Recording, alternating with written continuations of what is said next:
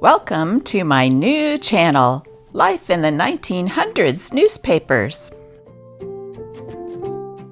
In each video, I will be reading the actual printed words in a 1900s newspaper.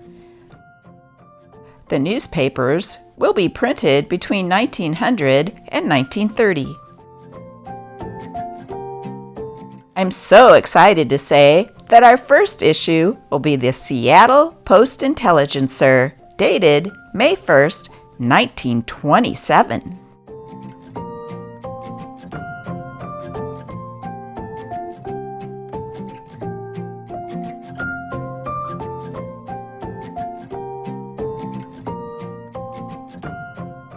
Burglar advises new watchdog.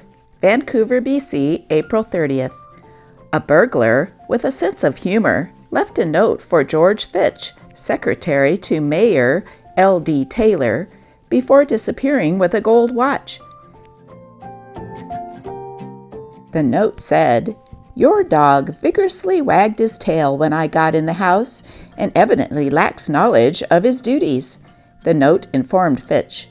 It was signed Porch Climber, with a P.S. at the bottom of the note, complimenting Fitch on his gramophone records and suggesting that he get a new watchdog.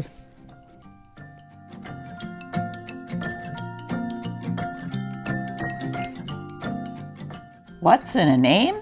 If Batchelor, nothing.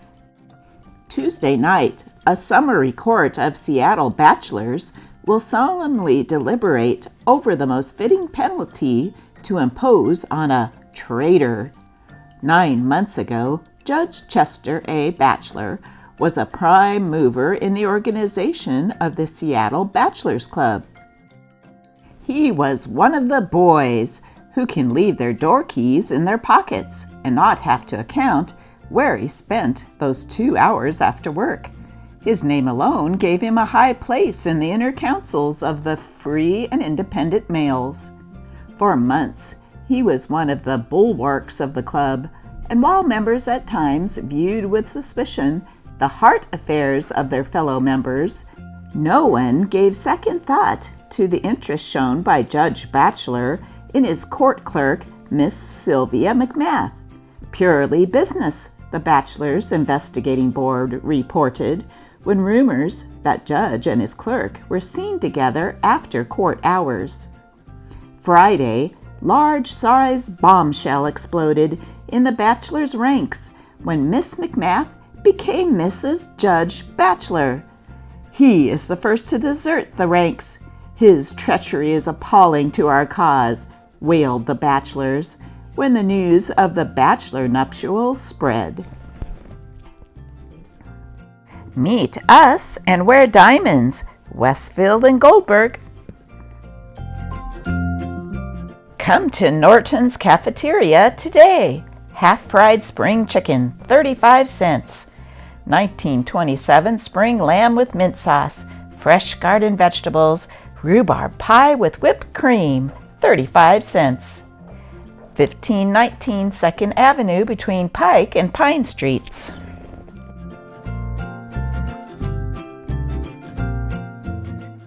Grim sentinels view passing of the ages. Walla Walla, April 30th.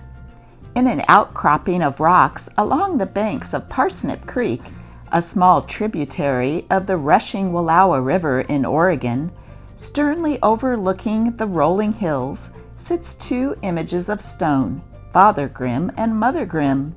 Time, with the tools of nature, wind, rain, and sand, through millions of years, has hewn almost perfect likenesses of an old man and woman. If Father and Mother Grimm could be questioned, what's tales of the ages, of life during hundreds of centuries, of the biting hot winds of summer, and of the bitter winter storms which have combined to make their visages grim in spite of the intermingled beauties and colors of the passing show, they might tell of the red man's autumn exodus, fleeing winter storms for warmer climes, of weary ponies tied between teepee poles, dragging camp equipment Yapping dogs, colorful garb of the women and papooses, the keen gaze of the buck, sensing possible dangers. Then they might relate the return of the colorful pageant when the buds are swelling, grass greening, and the turbid streams alive with trout, ignorant of the white men's hook and lures. Possibly their stony faces become more stern, with the white man joining the pageant because of wrongs and unredressed of battlefield and blood. What changes will Father and Mother Grimm see in the next few million years?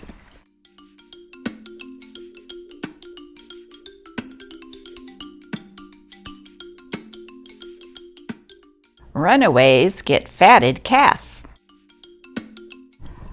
They didn't exactly kill the fatted calf yesterday at the home of John J. Lindsay Jr. on the return of the 9-year-old scion of the family, but food and plenty of it was demanded by the youthful prodigal and supplied by his overjoyed parents. For working up an appetite, a trip on foot to California is recommended by Raymond Lindsay, who, in company with Kenneth Martin, 11, began their adventure treks southward last Thursday, quite without the knowledge of their respective parents. Hungry and footsore, the two boys were found trudging along the highway near Kent yesterday morning by the senior Lindsay. The boys have been noticed by stage drivers and learning of their possible location through a local stage office. Lindsay set out after them in his car. The lads drew $35 of Raymond's school savings at the Washington Mutual Savings Banks before starting on their expedition. Boys, bikes, planes will take outing.